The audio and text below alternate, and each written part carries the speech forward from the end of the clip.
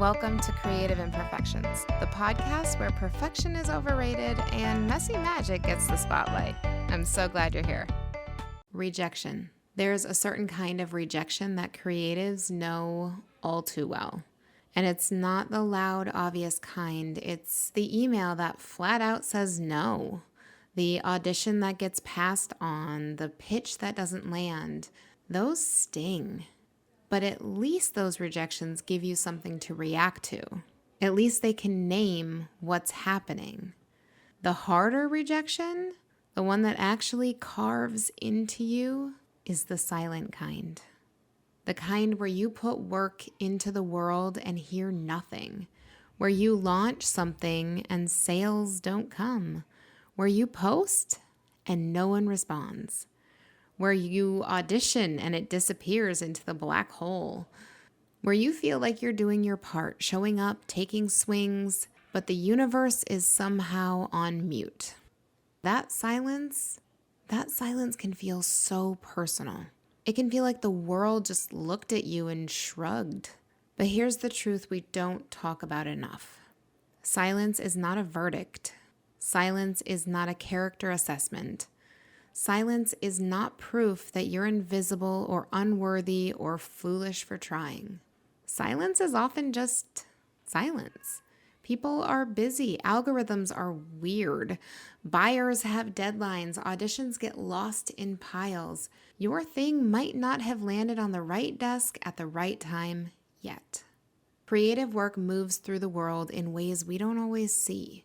But when you're the one doing the putting out there, it's really easy to turn that quiet into a story about yourself, a story about not being good enough, not being seen, not being wanted. Let's pause that story for a moment. Every creative career, every single one, has long pockets of quiet.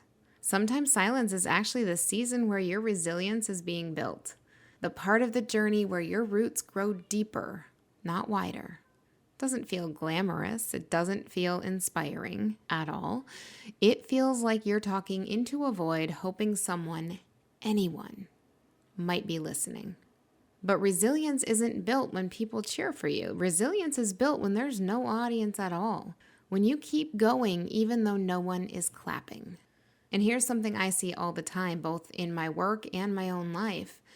Quiet seasons don't mean nothing is happening.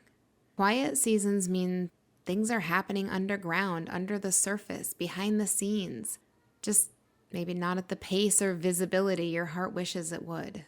Think of artists who worked for years before anyone cared.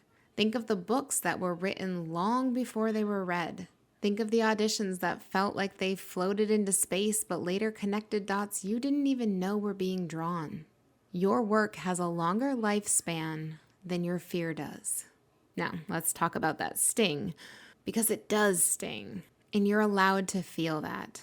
Putting creative work out into the world is vulnerable, it's brave, and silence can feel like betrayal. But you can't interpret silence as failure. You can only interpret silence as information that teaches you how to keep going. You cannot let silence stop you. You cannot tie your worth to the volume of response. You cannot hinge your identity on whether today is the day someone finally notices. Your voice matters even when no one replies. Your work matters even when no one buys it. Your growth matters even when no one sees it happening. And I promise you this, one day the people who were silent will pretend they always believed in you. Not because they're fake, because sometimes people don't recognize brilliance until it's undeniable. So what do you do with the quiet? You honor it. You use it. You let it build muscle you didn't know you had. You create again. You try again. You show up again. Because your creative journey isn't measured by applause. It's measured by your willingness to keep walking even when the path feels empty.